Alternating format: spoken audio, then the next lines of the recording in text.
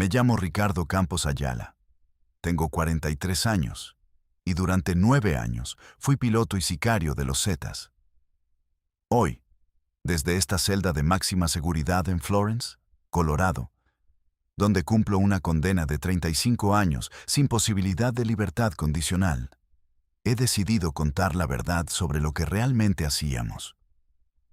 No busco perdón ni redención. Busco que sepan lo que nadie se atreve a decir.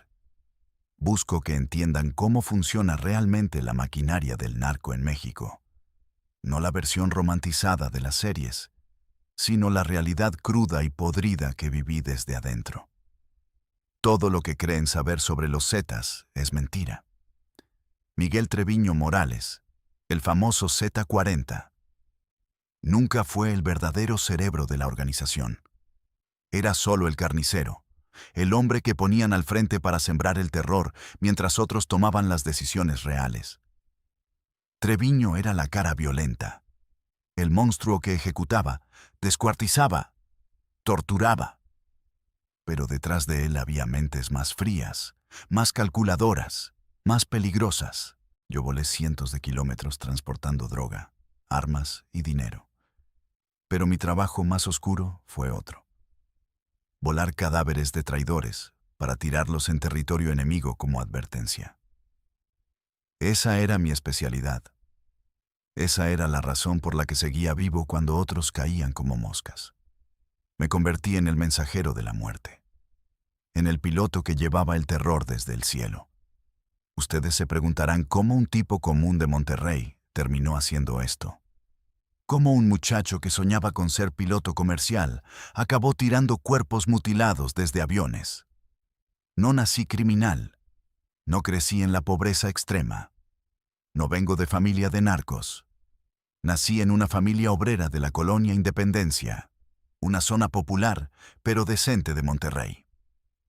Mi padre trabajaba en una maquiladora de autopartes, turnos de 12 horas, 6 días a la semana. Mi madre limpiaba casas de familias ricas en San Pedro Garza García. Éramos pobres, sí, pero teníamos dignidad, teníamos valores. Mi padre siempre decía, «Mijo, seamos pobres pero no rateros. La honradez es lo único que nadie te puede quitar». Yo quería ser piloto comercial desde niño. Recuerdo que a los 8 años, mi padre me llevó al Aeropuerto Internacional de Monterrey.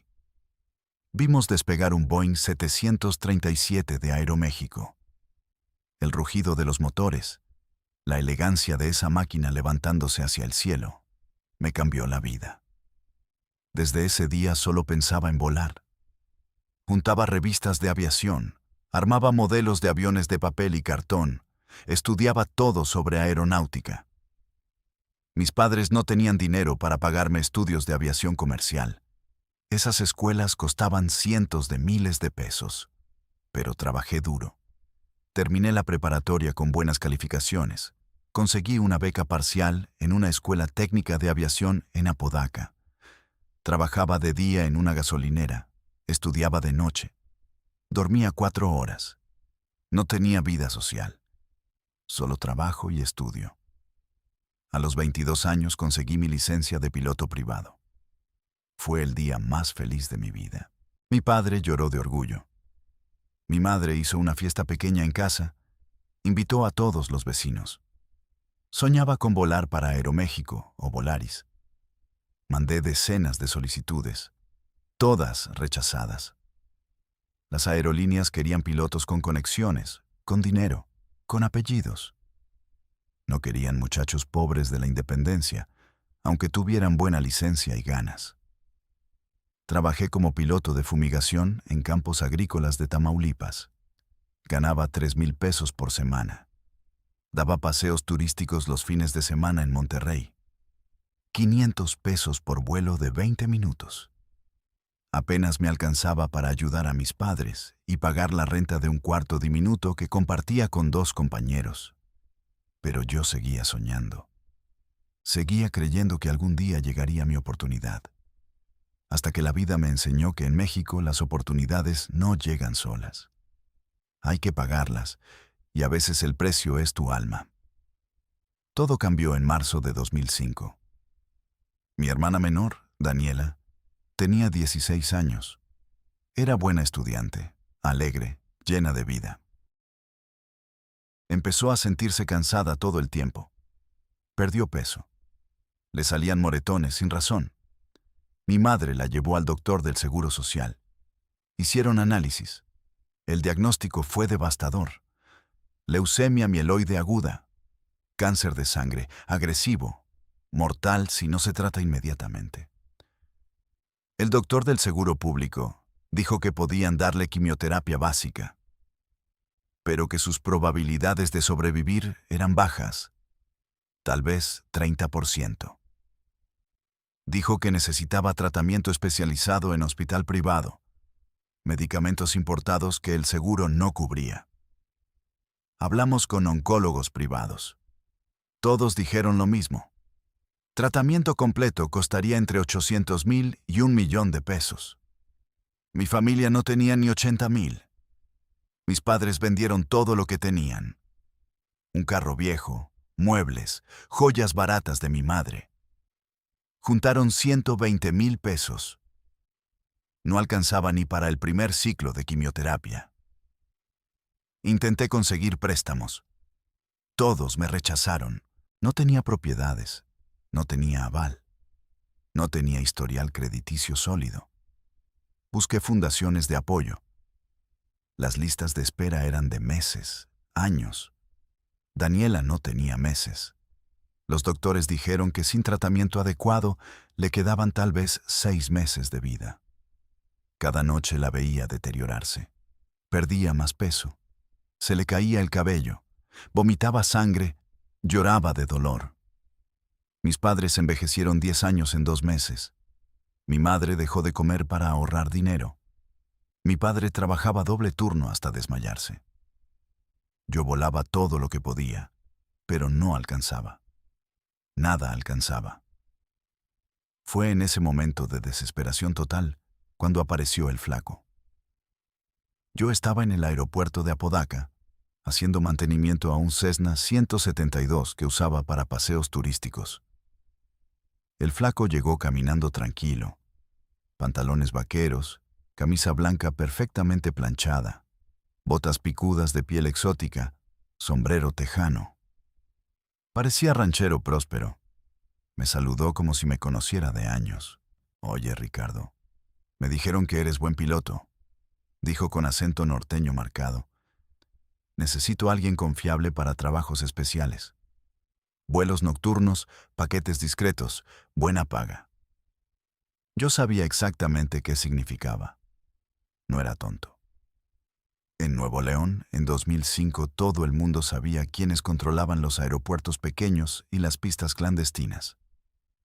Los Zetas habían llegado 2 años antes, traídos por el cártel del Golfo para trabajar como brazo armado. Pero ya empezaban a independizarse, a construir su propio imperio. Controlaban rutas de droga, secuestros, extorsión, y necesitaban pilotos. «No sé de qué hablas», le dije. «Yo solo doy paseos turísticos». El flaco sonrió. Sacó un fajo de billetes de $100. Había al menos 50 billetes. $5,000. «Esto es solo anticipo», dijo. «Necesito un piloto para un vuelo esta noche. Desde un rancho en Miguel Alemán hasta una pista en Linares. 2 horas de trabajo. Te pago $10,000. Cash. Sin preguntas. $10,000. Más de 100,000 pesos. 1/3 del tratamiento de Daniela. Le dije que lo pensaría. Me dio un número telefónico y se fue. Esa noche no dormí. Sabía que si aceptaba estaba cruzando una línea que no tiene regreso. Sabía que estaría metiéndome en un mundo donde la gente muere todos los días. Pero cuando escuché a Daniela vomitando sangre en el baño, cuando vi a mi madre llorando mientras la limpiaba, cuando sentí la impotencia total de no poder salvar a mi hermana, tomé la decisión. Llamé al flaco. Acepté el trabajo. Mi primer vuelo fue el 18 de marzo de 2005. Nunca olvidaré esa fecha. El flaco me recogió a las 11 de la noche en un punto discreto de Monterrey. Me vendaron los ojos durante el trayecto en camioneta. Viajamos como 2 horas por caminos de terracería. Cuando me quitaron la venda, estaba en un rancho grande cerca de Miguel Alemán, Tamaulipas, justo en la frontera con Estados Unidos. Había un Cessna 206 viejo pero en buen estado. Me dejaron inspeccionarlo. Los motores funcionaban bien. Tenía GPS, radio, luces. Le habían quitado los asientos traseros y modificado la puerta lateral para facilitar carga. Al lado del avión había 20 cajas de herramientas marca Stanley. Cada caja pesaba 10 kilos. Son 200 kilos en total, dijo el flaco. Llevas todo a Linares. Las coordenadas están en este GPS. Vuelas bajo, sin luces, sin contacto de radio. Aterrizas donde te indican, descargas, cobras y te vas. No pregunté qué había en las cajas. No necesitaba preguntar. Sabía que era cocaína. Cargamos todo en el avión. Despegué a las 2 de la mañana. La noche estaba oscura, sin luna. Volé a menos de 300 metros de altura, siguiendo carreteras y el cauce del río Bravo como referencia. No usé luces de navegación, solo los instrumentos del panel. El corazón me latía como loco. Pensaba en patrullas del ejército, en radares, en que me interceptaran helicópteros. Pero no pasó nada. Llegué a Linares en hora y media. La pista era de tierra, iluminada solo con tambos de aceite encendidos que marcaban los límites. Aterricé sin problemas. Había 4 camionetas esperando. Descargaron las cajas en 10 minutos. Un tipo con pasamontañas me dio una bolsa de lona. Adentro había $20,000 en billetes de 100. Nunca había visto tanto dinero junto. Me temblaban las manos. Buen trabajo, piloto, dijo el tipo. El flaco te va a llamar pronto para más vuelos. Despegué inmediatamente. Regresé volando por otra ruta. Aterricé en Apodaca cuando empezaba a amanecer. El flaco me esperaba. Me llevó de regreso a Monterrey. No hablamos durante el camino. Cuando me bajó en mi colonia, solo dijo: «Vas a ganar mucho dinero con nosotros, Ricardo. Pero si hablas, si traicionas, tu familia paga. ¿Entiendes?» Entendí perfectamente. Al día siguiente fui al hospital privado y pagué el primer ciclo de quimioterapia de Daniela. $200,000 en efectivo. La doctora me miró con desconfianza, pero aceptó el dinero. Daniela empezó el tratamiento inmediatamente. Durante los siguientes meses hice ese trabajo cada semana. A veces 2 vuelos por semana. Siempre de noche, siempre rutas diferentes, siempre cargamentos de droga. Ganaba entre $10,000 y $15,000 por vuelo. En 6 meses junté más de $100,000. Pagué todo el tratamiento de Daniela. Compré una casa pequeña para mis padres. Me mudé a un departamento decente. Mi familia vivía mejor que nunca. Mis padres no preguntaban de dónde salía el dinero. Creo que no querían saber. Daniela mejoró. Su leucemia entró en remisión. Los doctores dijeron que había 90% de probabilidad de que se curara completamente. Yo había salvado a mi hermana, pero había vendido mi alma. Durante los primeros meses, solo transportaba droga. Era trabajo relativamente simple. Recibía coordenadas, volaba, entregaba, cobraba. No hacía preguntas. No conocía a los jefes. Solo trataba con el flaco y sus muchachos. Eran profesionales, eficientes, nunca violentos conmigo. Me trataban bien porque hacía mi trabajo sin problemas. Volaba en diferentes aviones, a veces Cessnas, a veces Pipers. Una vez un Beechcraft Bonanza. Todos eran aviones viejos comprados en subastas americanas. Los traían de Estados Unidos con documentación legal, pero luego les quitaban los números de serie originales, los registraban con placas falsas mexicanas, los modificaban para cargar más peso. Algunos tenían tanques de combustible extra instalados en el fuselaje para vuelos más largos. Aprendí a volar de noche sin luces, usando solo GPS y referencias visuales. Aprendí a aterrizar en pistas improvisadas de tierra, a veces con solo 4 tambos encendidos como guía. Aprendí a detectar patrullas militares, a esquivar rutas donde había retenes, a volar tan bajo que los radares no me detectaran. Me volví experto en navegación nocturna clandestina. El dinero seguía llegando. Para finales de 2005 había ganado más de $200,000. Compré mi primer carro nuevo, un Jetta. Compré ropa cara, relojes, electrónicos. Salía a restaurantes caros.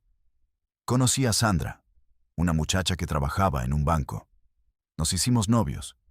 Le dije que trabajaba en aviación comercial, que tenía contratos privados bien pagados.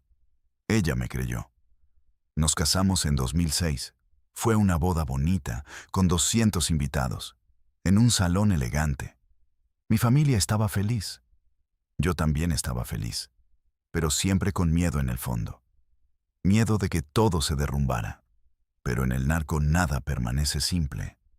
Nada permanece pacífico. En febrero de 2010, cuando los Zetas se separaron definitivamente del Cártel del Golfo, comenzó la guerra más sangrienta que México había visto. Los antiguos aliados se convirtieron en enemigos mortales. Tamaulipas y Nuevo León se convirtieron en campos de batalla. Había ejecuciones todos los días.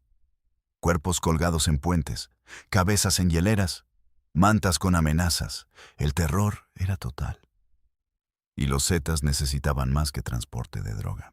Necesitaban pilotos dispuestos a hacer trabajos especiales. Trabajos que otros no harían. Trabajos que te marcaban para siempre. El primer trabajo especial llegó en noviembre de 2010. El flaco me llevó a un rancho en las afueras de Nuevo Laredo. Era un lugar enorme, con portones blindados, cámaras por todas partes, sicarios armados patrullando. Allí conocí a mi verdadero jefe, un hombre al que todos llamaban el Contador.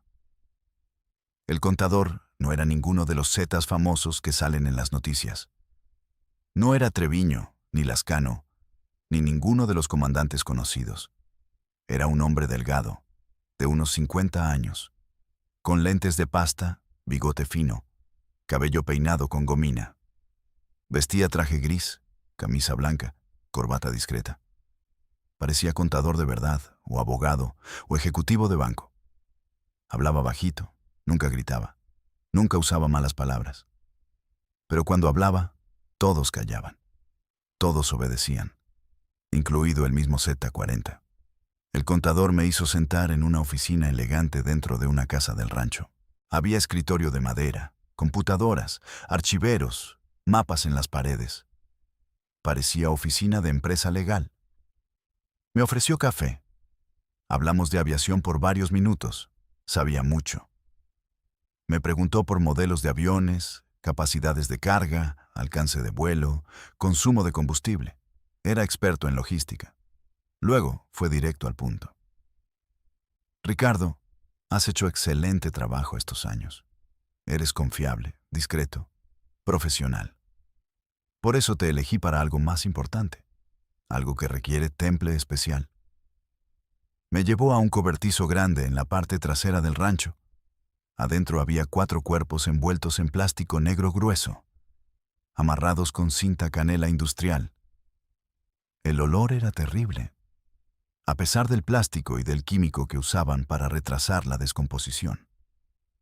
Estos 4 trabajaron para nosotros, explicó el contador con voz tranquila, como si estuviera explicando un informe financiero. Eran halcones en Reynosa, buenos halcones, confiables, durante 2 años. Pero el Cártel del Golfo les ofreció más dinero y aceptaron pasarse. Nos traicionaron. Dieron información que costó la vida de 8 de nuestros hombres en una emboscada. Los capturamos hace 3 días, los interrogamos, confesaron y los procesamos. Procesamos era su palabra elegante para torturamos y ejecutamos. Los cuerpos estaban mutilados. Se veían dedos cortados a través del plástico. Uno tenía la cabeza casi separada del cuerpo. Tu trabajo, continuó el contador, es llevar estos cuerpos en tu avión y tirarlos en territorio controlado por el cártel del Golfo. En lugares específicos que te voy a indicar. Lugares donde sus comandantes los vean. Lugares donde entiendan el mensaje. Esto les pasa a los traidores. Podemos llegar donde queramos. Me quedé callado. Sabía que no podía negarme, pero nunca había hecho algo así. Transportar droga era una cosa. Transportar cadáveres mutilados para sembrar terror era completamente diferente. Te pagamos $50,000 por este vuelo, dijo el contador. Y si lo haces bien, tendrás muchos trabajos más como este. Serás nuestro piloto especial. Los pilotos especiales ganan más y tienen mejor protección. $50,000. $500,000. Daniela acababa de tener una recaída. Necesitaba más tratamiento. Sandra estaba embarazada de nuestro primer hijo. Necesitaba el dinero. Pero más que eso, sabía que si rechazaba, me convertiría en un riesgo. Los que saben pero no cooperan no viven mucho en el narco. Acepté el trabajo. Esa primera noche de noviembre de 2010 cambió todo. Volé un Cessna 206 modificado que habían preparado especialmente para este tipo de trabajo. Le habían quitado todos los asientos, excepto el del piloto y el copiloto. La puerta lateral completa se podía abrir en pleno vuelo, asegurada con seguros especiales. El piso estaba forrado con plástico grueso para facilitar la limpieza después. Habían instalado ganchos en el techo para amarrar carga. Era básicamente un avión de carga para cuerpos. Cargamos los 4 cadáveres a las 11 de la noche. Los acomodamos en el piso del avión, amarrados con cuerdas a los ganchos. El olor era insoportable, a pesar del plástico y los químicos. Me dieron una máscara con filtro de carbón, pero igual el olor se filtraba. Era dulzón, penetrante, nauseabundo. Un olor que nunca olvidas, que se pega en tu ropa, en tu piel, en tu memoria. Despegué a las 2 de la mañana desde una pista de tierra en Nuevo Laredo. Volé hacia Matamoros, territorio totalmente controlado por el cártel del Golfo en ese entonces. El plan era tirar los cuerpos en 4 ubicaciones diferentes. Una cancha de fútbol cerca del centro. Un estacionamiento de bar donde se reunían sicarios del Golfo. Un rancho de un comandante rival y una carretera principal de entrada a la ciudad. Volé bajo, a menos de 200 metros de altura, prácticamente rozando edificios y árboles. Sin luces, solo con GPS y visión nocturna. Mi corazón latía descontrolado. Sudaba frío. Pensaba en Sandra embarazada, en Daniela enferma, en mi familia. Pensaba que si me interceptaban, iría a prisión de por vida. Llegué a la primera ubicación, la cancha de fútbol. Reduje velocidad a 120 kilómetros por hora, lo más lento que podía volar sin perder sustentación. Abrí la puerta lateral. El viento entraba violento, haciendo ruido ensordecedor. Solté el primer cuerpo. Lo vi caer girando, el plástico negro brillando bajo las luces urbanas. Desapareció en la oscuridad. Repetí el proceso 3 veces más, cada vez en ubicación diferente, cada vez sintiendo que perdía un pedazo de mi humanidad. Al cuarto cuerpo ya no sentía nada. Solo hacía el trabajo mecánicamente. Empujar, soltar, ver caer. Siguiente objetivo. Terminé antes del amanecer. Regresé volando por ruta diferente. Aterricé en una pista cerca de Sabinas Hidalgo. El flaco me esperaba con una bolsa llena de dólares. ¿50,000? Los conté rápido y me fui. Al día siguiente los periódicos de Tamaulipas publicaron fotos. 4 cuerpos mutilados aparecen en diferentes puntos de Matamoros. Autoridades investigan. Las fotos mostraban los cadáveres tal como cayeron, con el plástico roto, la sangre seca, las mutilaciones visibles. Había pánico en la ciudad. 2 días después, los Zetas dejaron mantas en varios puentes de Matamoros. Esto les pasa a los traidores. AT, la última letra. Ese era uno de los nombres que usaban los Zetas. El mensaje había sido entregado. Y yo me había convertido oficialmente en el mensajero de la muerte. Durante los siguientes 2 años, hice ese trabajo docenas de veces. No puedo decir exactamente cuántas porque perdí la cuenta. Pero fueron más de 30 vuelos llevando cadáveres. A veces era un solo cuerpo, a veces eran 5 o 6. Dependía de cuántos traidores o enemigos habían ejecutado esa semana. Volé hacia Tamaulipas, Veracruz, San Luis Potosí, Coahuila, hasta Michoacán. Donde hubiera territorio enemigo, allá iba yo con mi carga macabra. Los Zetas no solo peleaban contra el Golfo, también contra la familia michoacana, contra el cártel de Sinaloa, contra grupos locales que no querían pagar derecho de piso. Cada vuelo me pagaban entre 30 y 70 mil dólares, dependiendo de la distancia y el riesgo. Gané millones en esos años. Compré casa grande en San Pedro Garza García, en un fraccionamiento privado con seguridad. Compré camionetas de lujo, Suburban, Lobo, Cheyenne, todas blindadas. Relojes Rolex, ropa de marca, muebles caros. Sandra no preguntaba. Vivía en su burbuja de lujo, feliz con sus tarjetas de crédito sin límite. Tuvimos 2 hijos, Ricardo Jr. en 2011 y Sofía en 2012. Daniela se curó completamente de su leucemia. Entró a la universidad, estudiaba medicina. Mi familia vivía bien, pero yo vivía en infierno constante. El miedo nunca se iba. Cada llamada telefónica podía ser la última. Cada vez que salía de casa pensaba que no regresaría. Dormía 3 o 4 horas por noche, siempre con pistola bajo la almohada, siempre con oído atento a ruidos extraños. Tomaba pastillas para la ansiedad. Bebía whisky todas las noches para poder dormir. Los rostros de los muertos me perseguían. En sueños veía sus cuerpos cayendo, sus plásticos rotos, sus mutilaciones expuestas. Y sabía que en el narco, los que saben demasiado, los que hacen trabajos especiales, no duran mucho. O los matan sus propios jefes para eliminar testigos, o los matan los enemigos para vengarse, o los capturan las autoridades. No hay retiro honorable en este negocio. Solo muerte o prisión. Pero el trabajo de tirar cadáveres no era mi única función. Con el tiempo, los Zetas empezaron a usarme para operaciones más complejas. Me convertí en su piloto de operaciones especiales completas. Transportaba sicarios para emboscadas rápidas. Volaba grupos de 5 a 8 hombres armados hasta zonas rurales, donde había objetivos enemigos. Los dejaba en pistas improvisadas. Esperaba mientras ejecutaban la operación y luego los recogía. Ataques relámpago.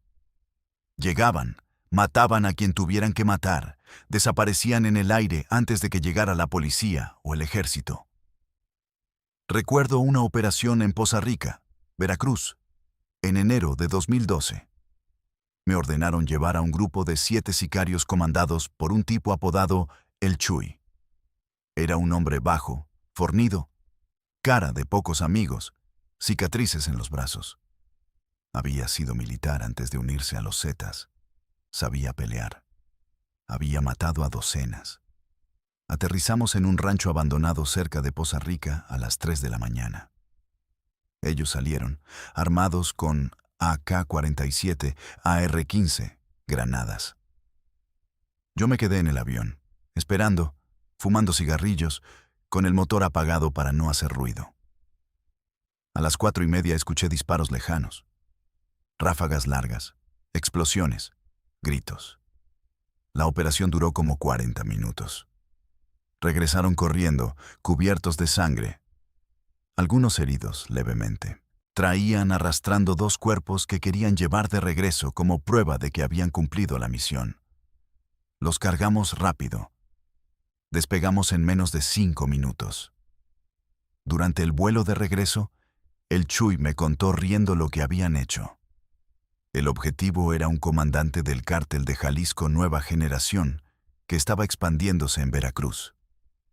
Vivía en una casa fortificada con su familia y varios guardaespaldas. El Chuy y sus hombres atacaron con granadas primero. Luego entraron disparando. Mataron al comandante, a su esposa, a sus 2 hijos adolescentes, a su hermano, a 4 guardaespaldas, a una empleada doméstica. 12 personas en total. Algunos murieron durmiendo. Otros intentaron defenderse pero fueron superados. El Chuy describía cada muerte con detalles, riéndose, como si estuviera contando un partido de fútbol.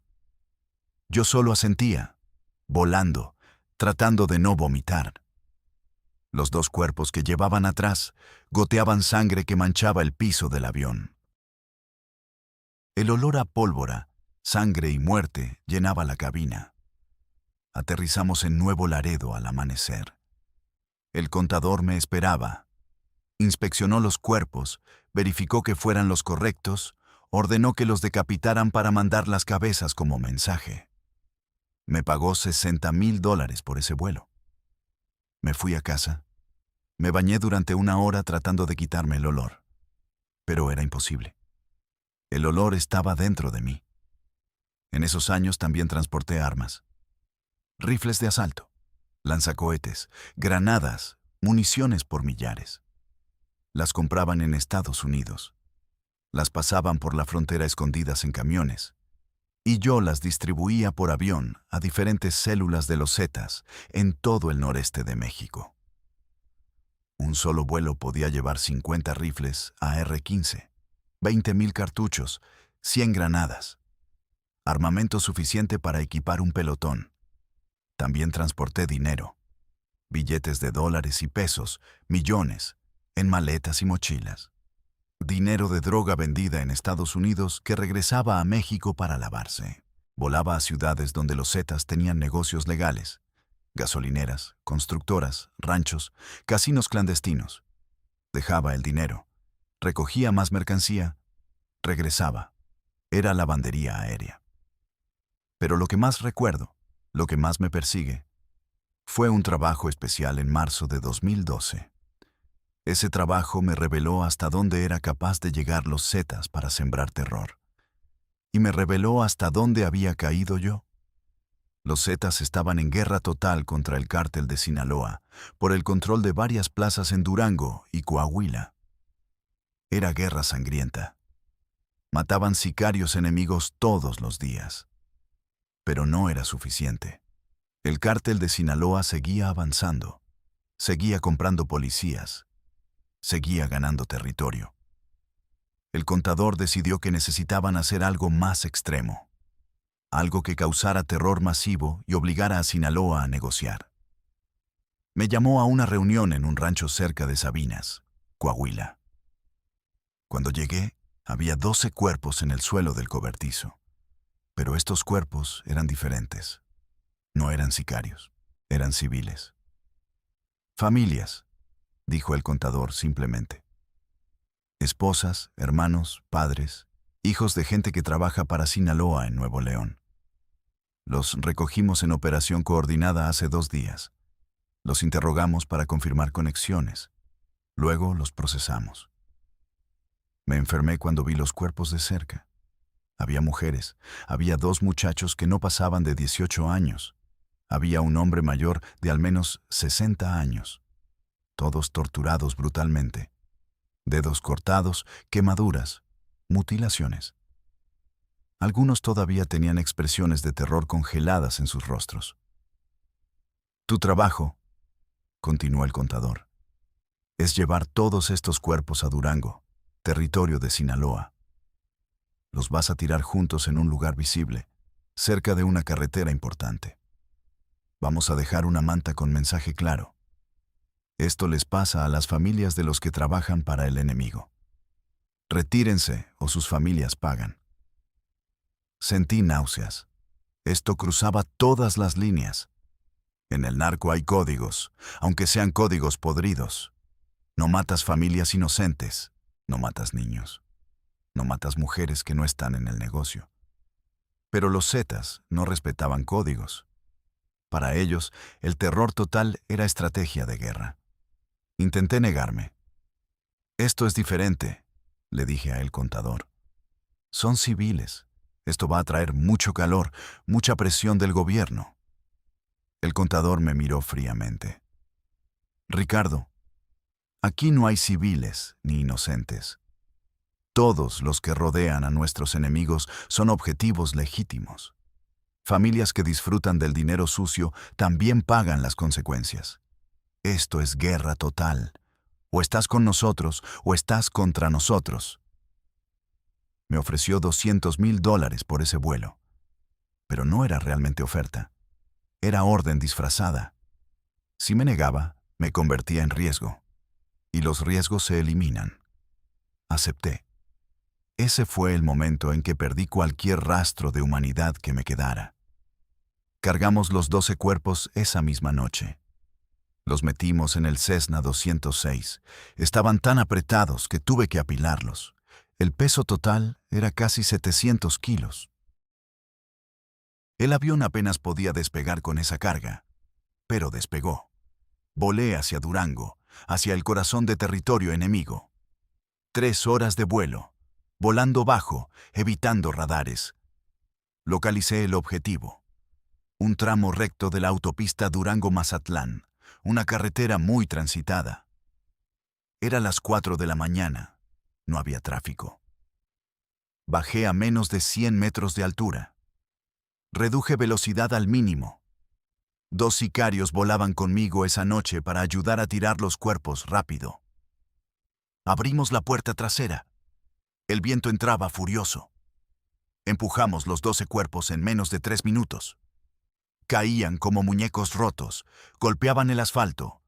Algunos se rompían por el impacto. Dejamos también una manta enorme, amarrada a un cuerpo, con el mensaje amenazante escrito con pintura roja. Luego nos fuimos. Volé rápido, lejos, antes de que amaneciera. Aterrizamos en una pista en Coahuila. El contador esperaba. Me pagó los $200,000 en efectivo. Me fui directo a casa. Al día siguiente fue noticia nacional e internacional. 12 cuerpos mutilados aparecen en autopista de Durango. Autoridades investigan masacre vinculada al narco. Las imágenes eran horrendas. Los cuerpos destrozados, la sangre en el asfalto, la manta con su mensaje de terror. El gobierno mandó tropas. Los medios pedían acción federal. Hubo protestas de organizaciones de derechos humanos. Pero el mensaje llegó. El cártel de Sinaloa entendió que los Zetas no respetaban ninguna regla. Semanas después, hubo negociaciones secretas entre los 2 cárteles. No sé qué acordaron exactamente. Pero la violencia en Durango y Coahuila bajó temporalmente.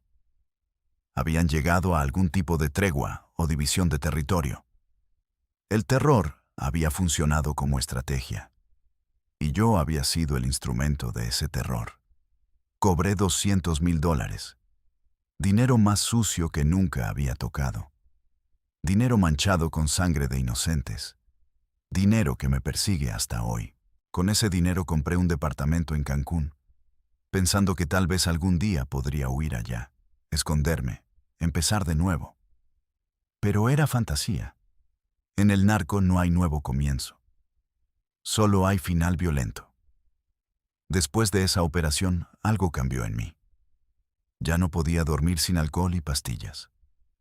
Sandra notó que estaba diferente. Me preguntaba qué me pasaba. Yo le mentía. Le decía que era estrés de trabajo. Ella sabía que algo malo estaba pasando. Pero tenía miedo de preguntar directamente.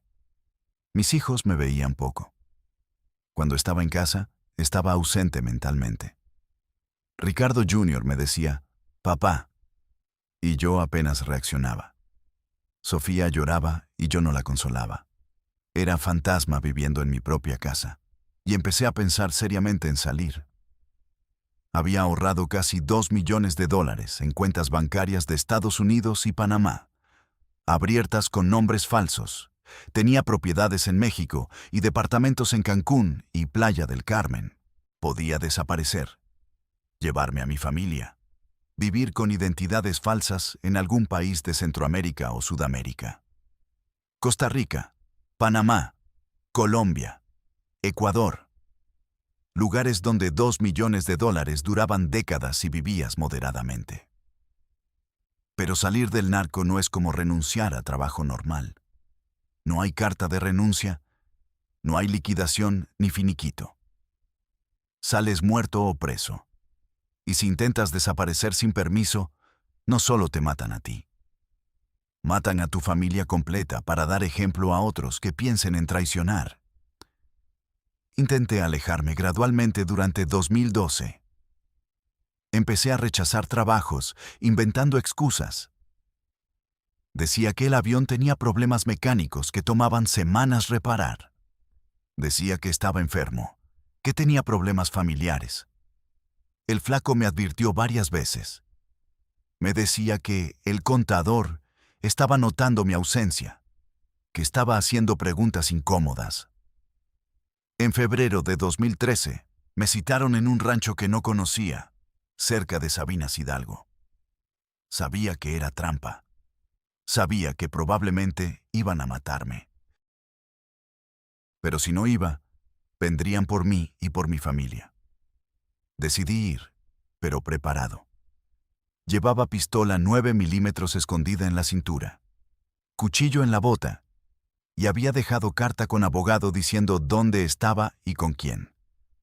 Para que al menos mi familia supiera qué me pasó si no regresaba. Llegué al rancho al mediodía.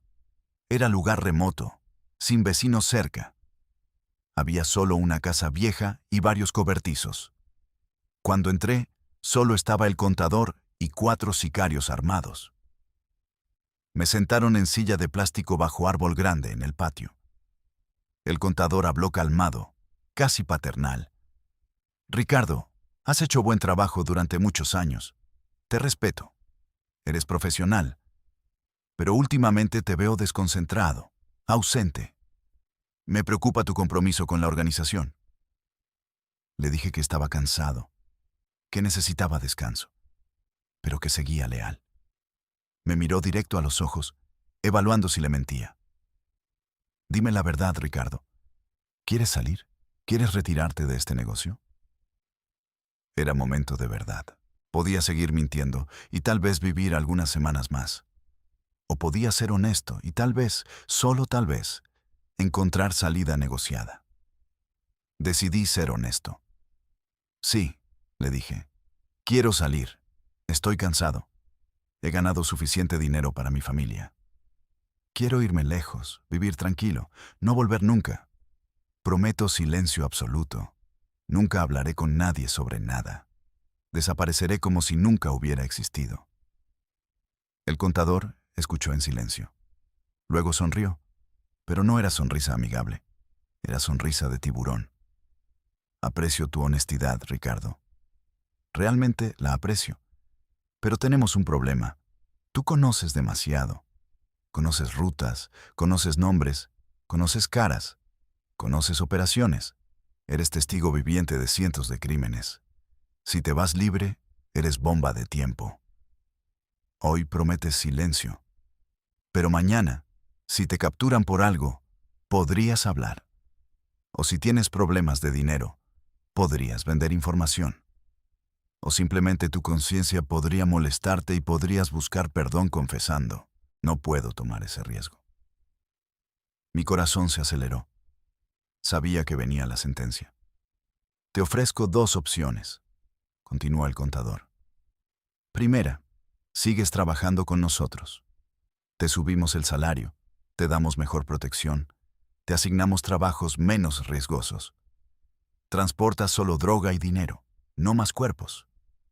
Y cuando finalmente llegue tu retiro verdadero, dentro de muchos años, te dejamos ir con honor. Segunda opción. Intentas irte ahora y desapareces de forma permanente, pero no de la manera que tú quieres. Tú y tu familia. Nadie queda vivo para hablar. Era amenaza clara. Aceptaba seguir siendo esclavo o moríamos todos. No tenía opción real. Acepto seguir trabajando, le dije. Excelente decisión, dijo el contador. Sabía que eras hombre inteligente. Me fui de ese rancho vivo, pero sabiendo que era prisionero. Las rejas de mi prisión eran invisibles, pero más fuertes que cualquier acero. Estaba atrapado hasta que decidieran que ya no servía. Y ese día llegaría eventualmente. Esa misma noche, decidí que mi única salida era cooperar con autoridades americanas. Si me capturaban o entregaba a gobierno mexicano, los Zetas tenían contactos que me matarían en prisión en semanas.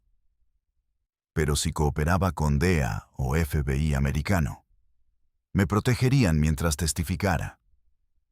Y luego me procesarían por mis crímenes con posibilidad de sentencia reducida a cambio de información. Era mejor 20 o 30 años en prisión americana que muerte segura en México. Contacté a abogado en Monterrey que tenía conexiones con autoridades americanas. Le dije que tenía información valiosa sobre los Zetas que podía intercambiar por protección. El abogado, que se llamaba licenciado Garza, era profesional y discreto. Sabía cómo manejar estos casos. Me conectó con agentes de la DEA asignados al consulado americano en Monterrey. La primera reunión fue en junio de 2013, en hotel discreto de la ciudad. Llegué solo, nervioso, sin saber si era trampa o si realmente me ayudarían. Había dos agentes de la DEA. Un hombre blanco de unos 40 años, llamado Agent Thompson, y una mujer latina de 30 y tantos, llamada Agent Morales. Hablaban español perfecto.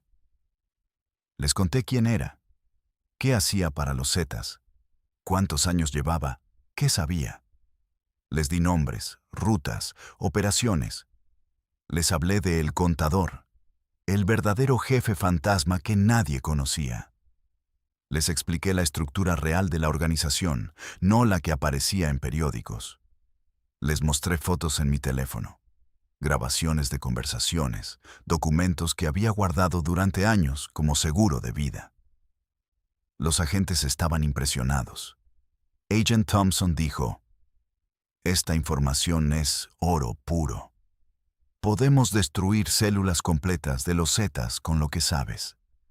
Pero necesitamos tiempo para verificar todo, para construir casos sólidos. Mientras tanto, tienes que seguir trabajando normalmente.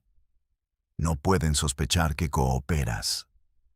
Me dieron teléfono satelital encriptado para comunicación segura. Me enseñaron cómo tomar fotos y videos sin que notaran, cómo grabar conversaciones, cómo documentar operaciones. Me convertí en informante activo dentro de los Zetas. Durante 6 meses, pasé información constante. Fotografiaba documentos cuando tenía oportunidad.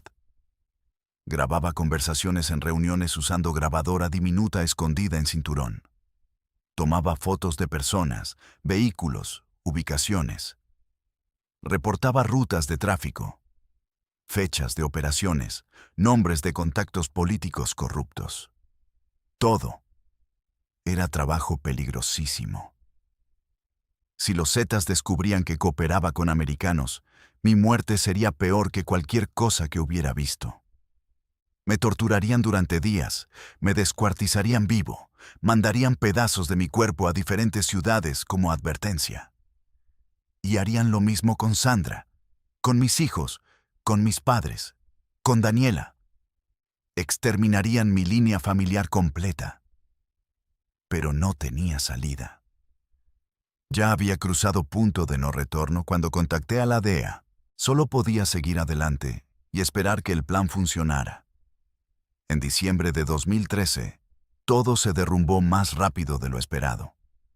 Otro piloto de los Zetas, un tipo apodado El Águila que volaba rutas en Veracruz, fue capturado por la Marina en operación antinarco. Lo torturaron durante interrogatorio. Bajo tortura, confesó que sabía de otros pilotos que podrían estar cooperando con autoridades porque habían comentado cosas extrañas. Habían hecho preguntas raras sobre operaciones que no les concernían. Mencionó mi nombre entre otros 3. El contador recibió esa información y ordenó investigación interna inmediata. Mandó sicarios a seguirme, a revisar mis comunicaciones, a interrogar gente cercana a mí. Yo no sabía nada de esto.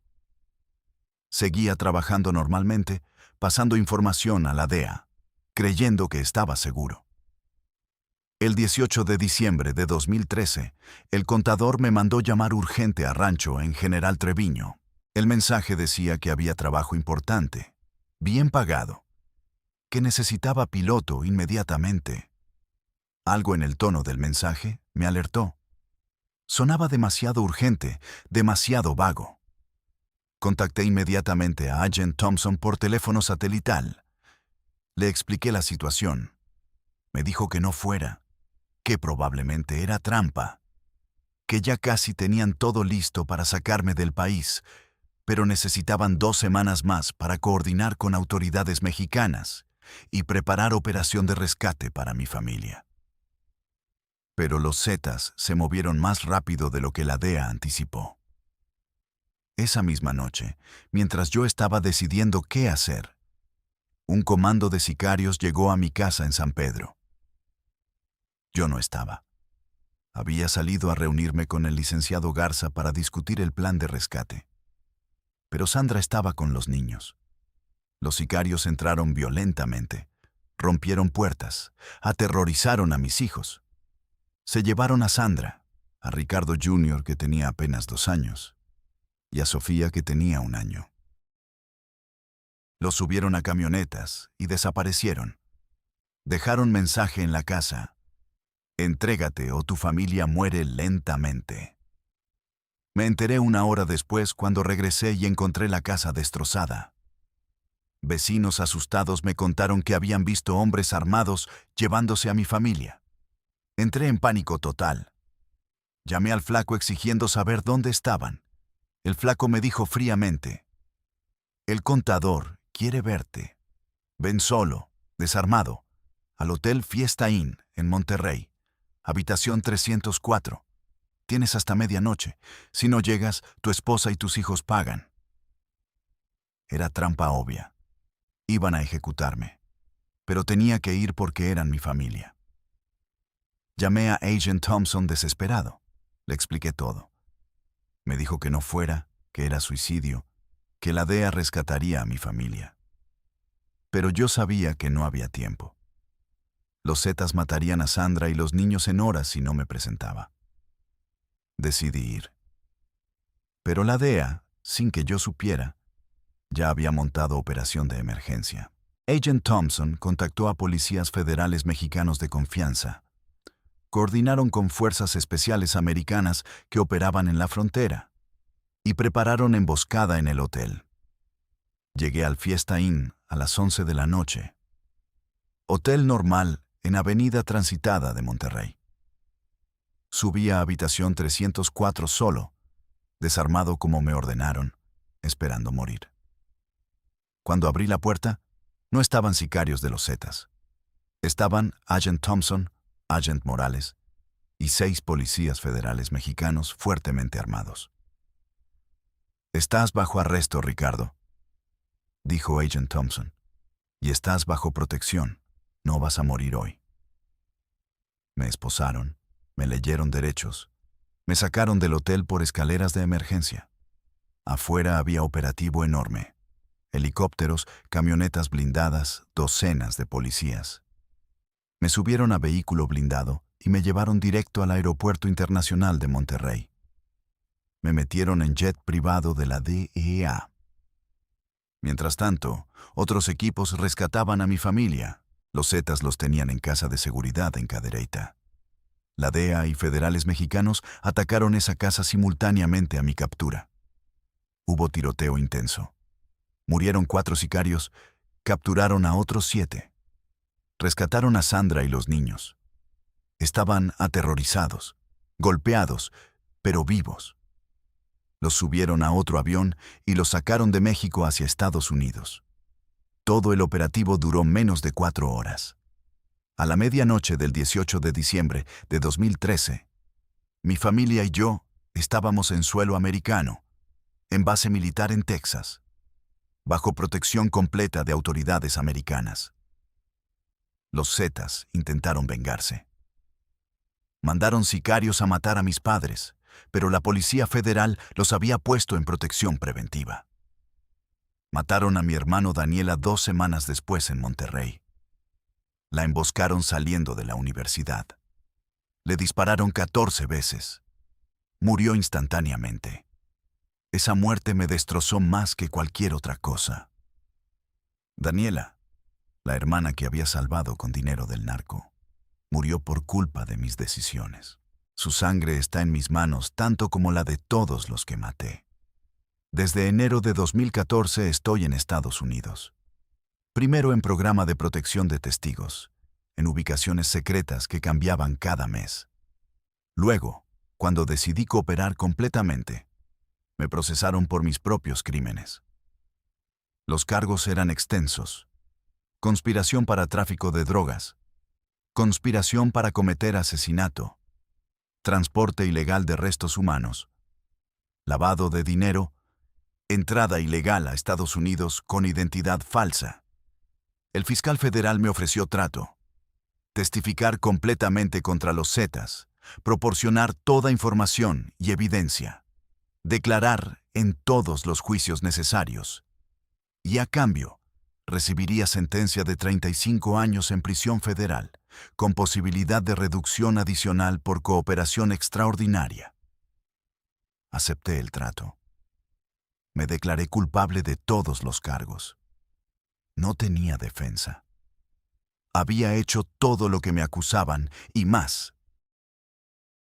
Entre 2014 y 2015, participé en más de 20 procedimientos administrativos formales contra integrantes de la organización regional. Mis declaraciones facilitaron la sanción de supervisores, personal operativo, encargados de logística aérea, gestores de activos y funcionarios con conductas irregulares. A varios se les asignó permanencia indefinida en instituciones de resguardo. Otros obtuvieron mandatos de aislamiento por 4, 5 o 6 décadas. La persona de interés nunca fue localizada por las autoridades. Al comenzar las intervenciones masivas derivadas de mis datos, su rastro se perdió por completo. La agencia especializada baraja diversas hipótesis. Algunos sugieren que se ubica en territorios vecinos del sur, gestionando la logística desde allí. Otros estiman que fue neutralizado por el propio colectivo, debido a la vulnerabilidad estructural que provocó mi cooperación externa. Yo sostengo que sigue activo, ubicado en algún punto remoto fuera del radar, probablemente con documentación renovada, tal vez alejado del ámbito informal y enfocado en el comercio convencional, utilizando los fondos gestionados durante años. En marzo de 2016 se dictó mi resolución final: 35 años en un centro federal de estricto control. Me mandaron a ADX Florence, en Colorado, conocida como Alcatraz de las Rocosas. Es prisión de máxima seguridad donde tienen a terroristas, jefes de cárteles, espías, los criminales más peligrosos de Estados Unidos.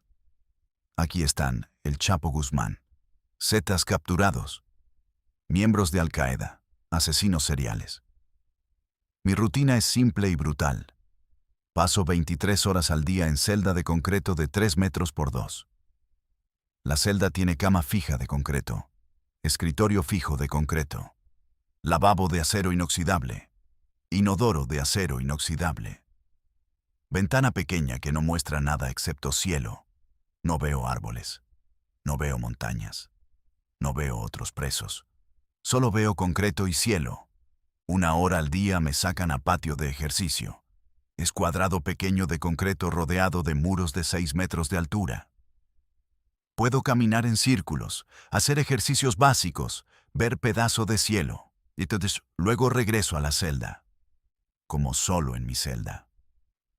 La comida llega por ranura en la puerta. No tengo contacto físico con otros presos porque soy testigo protegido de alto perfil.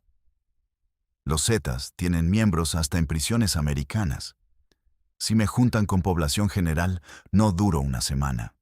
Alguien me apuñalaría en regaderas o en comedor. Mi única comunicación con exterior es por cartas. Sandra me escribió una vez en 2016. Carta corta, dolorosa. Dijo que me perdonaba porque entendía que había tratado de proteger a la familia. Pero dijo que nunca podríamos volver a vernos, que los niños necesitaban olvidar, seguir adelante con vidas nuevas. Dijo que ella y los niños recibieron identidades nuevas, que vivían en estado diferente, que cambiaron apellidos.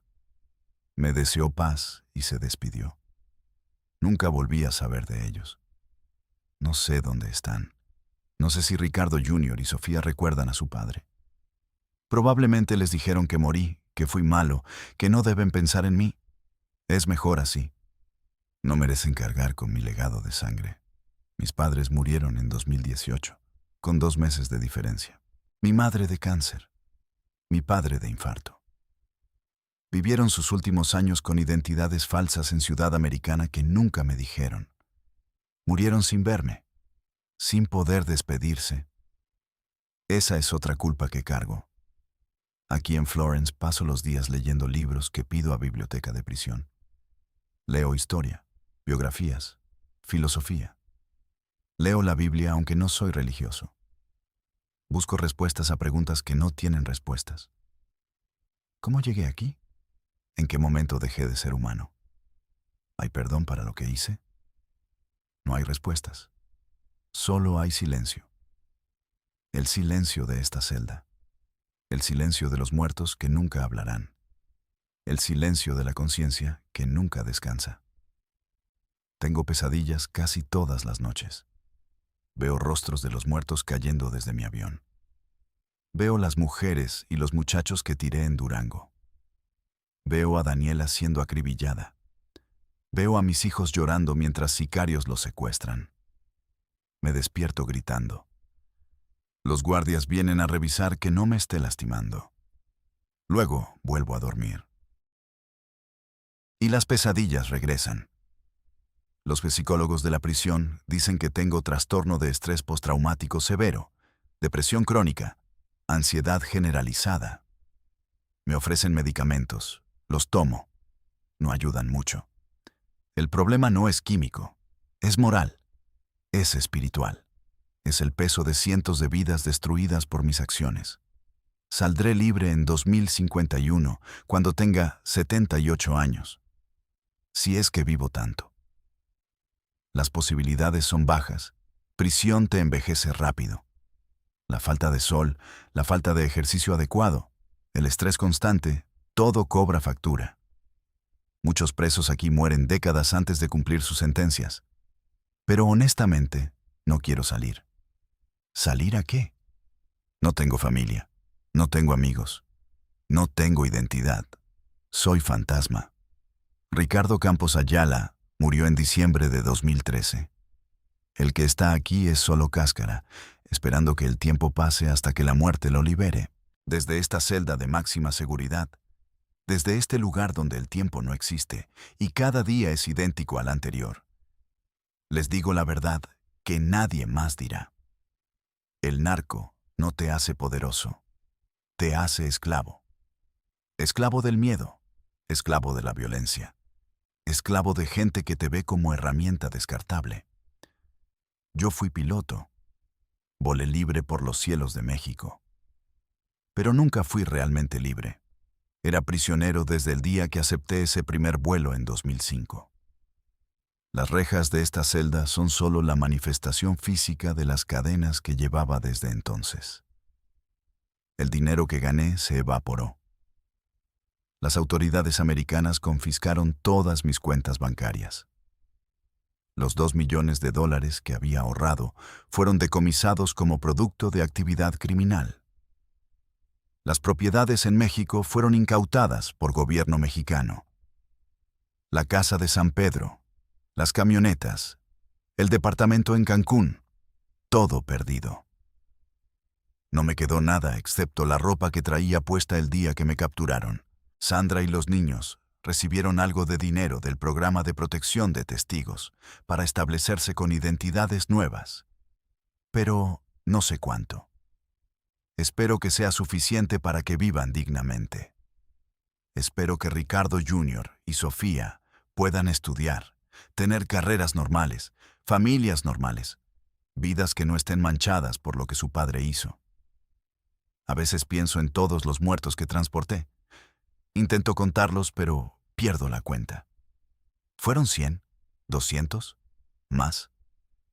No solo los que tiré desde aviones, sino todos los que murieron indirectamente por mi trabajo. Cada kilo de droga que transporté alimentó adicciones, destruyó familias, financió más violencia. Cada arma que llevé mató a alguien.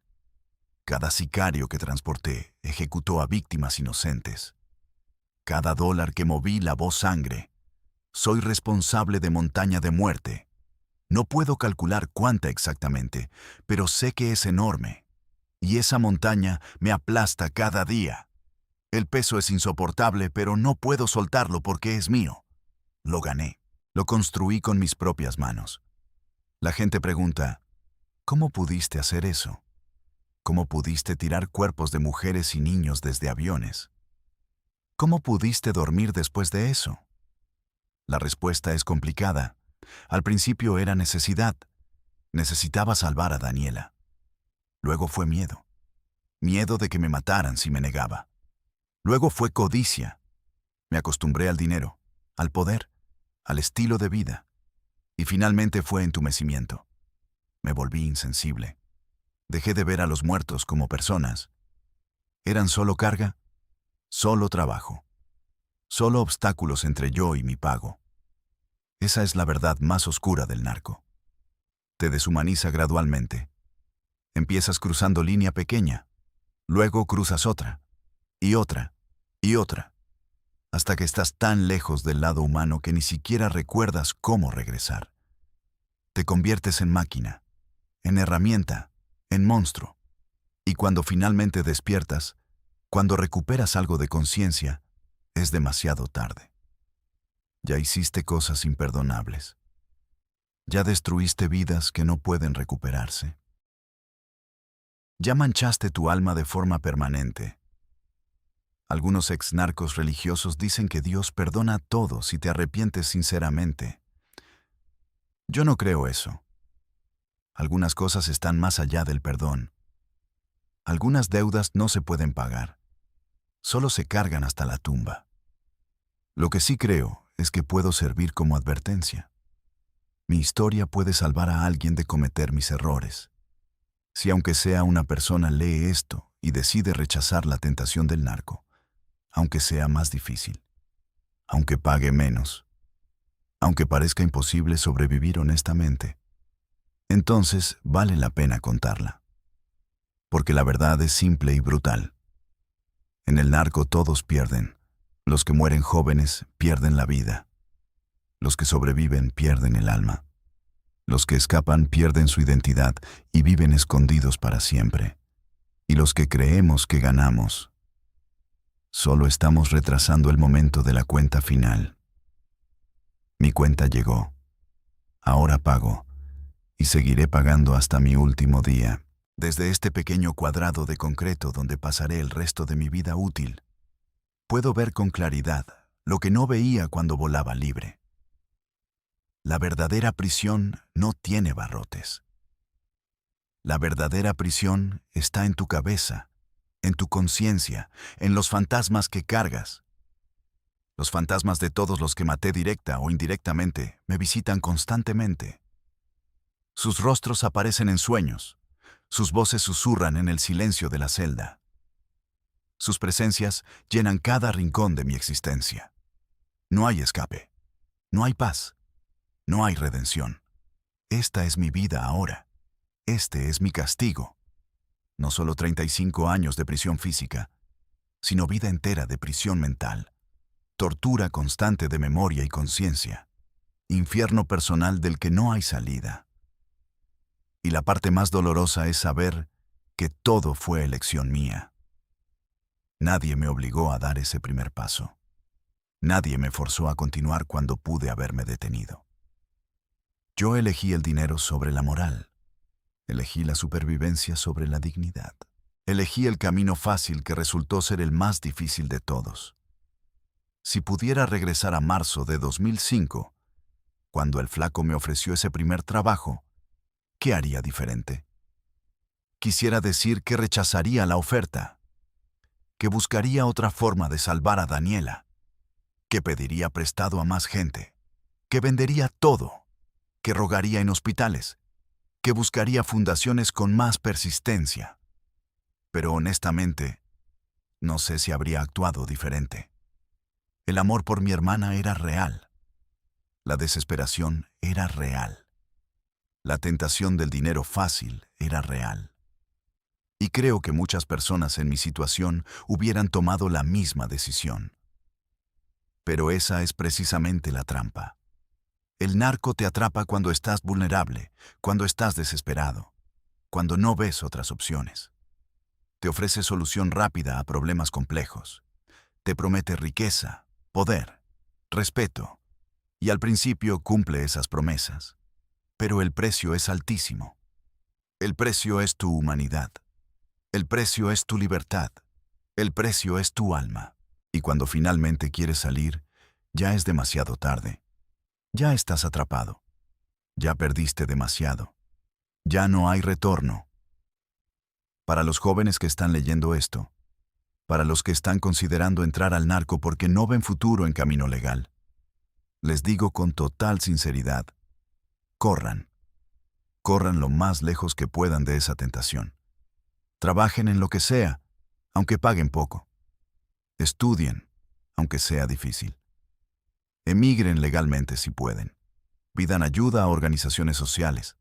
Hagan lo que sea necesario para mantenerse lejos. Porque una vez que entras, no sales. Te dicen que es temporal, que solo será un trabajo, que luego te retiras. Es mentira. Nadie se retira. Todos terminan muertos o presos, sin excepciones. Miren mi caso. Gané millones de dólares. Viví como rico durante años. Tenía todo lo material que alguien pudiera querer. Pero ahora estoy aquí, en celda de 2 por 3 metros, sin familia, sin futuro, sin esperanza. Todo ese dinero no sirvió de nada. Todo ese poder fue ilusión. Todo ese respeto fue miedo disfrazado. Y lo peor no es la prisión física. Lo peor es vivir con el conocimiento de todo el daño que causé. Vivir sabiendo que hay madres que nunca volvieron a ver a sus hijos por mi culpa. Vivir sabiendo que hay niños que crecieron sin padres porque yo los maté. Vivir sabiendo que mi hermana Daniela, a quien tanto amaba, murió por mis decisiones. Ese peso es más pesado que cualquier cadena. Esa culpa es más sofocante que cualquier celda. Esa tortura es más brutal que cualquier castigo físico. Y no hay forma de reparar el daño. Los muertos no regresan. Las familias destruidas no se reconstruyen. El tiempo perdido no se recupera. Solo puedo cargar con la culpa hasta que muera. Algunos presos religiosos me han visitado. Me dicen que Dios perdona si me arrepiento sinceramente, si acepto a Cristo, si rezo y pido perdón. Aprecio sus intenciones, pero no puedo aceptar ese consuelo. Siento que sería demasiado fácil. Siento que no merezco perdón, ni divino ni humano. Prefiero cargar con la culpa completa. Prefiero sufrir completamente. Prefiero que este dolor me recuerde cada día quién fui y qué hice. Es mi penitencia autoimpuesta, adicional a la prisión legal. Tal vez esté equivocado. Tal vez debería buscar paz espiritual. Pero algo en mí rechaza esa idea. Siento que buscar paz sería traicionar a las víctimas. Siento que mi sufrimiento es lo mínimo que puedo ofrecer como reconocimiento de su dolor. Desde esta celda, Desde este infierno personal que construí con mis propias manos, les envío este mensaje final. El narco es mentira. Todo en él es falso. El dinero es temporal. El poder es ilusión.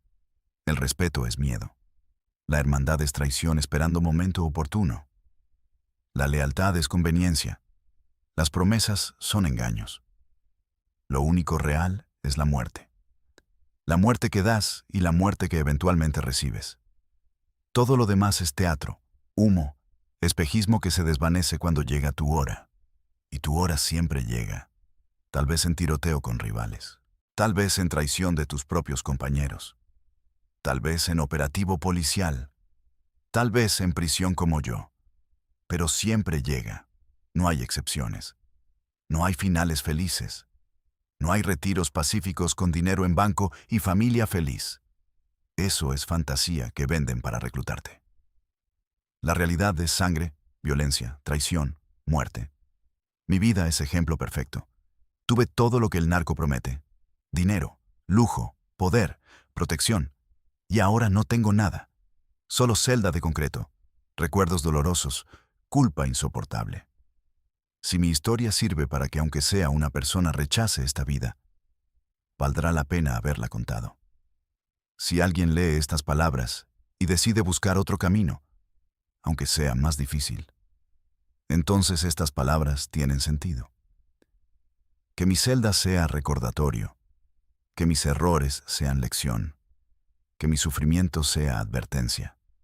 Porque las decisiones tienen consecuencias permanentes, y algunas consecuencias son para toda la vida, y algunas vidas se convierten en prisiones de las que nunca escapas. Yo elegí mal. Pagué el precio más alto, y seguiré pagando hasta mi último aliento. No cometan mis errores, no sigan mis pasos, no crean las mentiras que yo creí. Vivan diferente, elijan diferente, sean diferentes.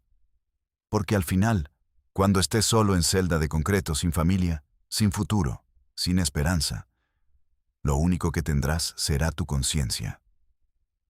Y si esa conciencia está manchada de sangre como la mía, no habrá paz. Solo tormento eterno hasta la muerte. Ese es mi mensaje. Esa es mi verdad.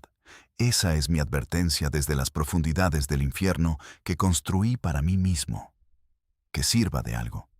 Que salve a alguien.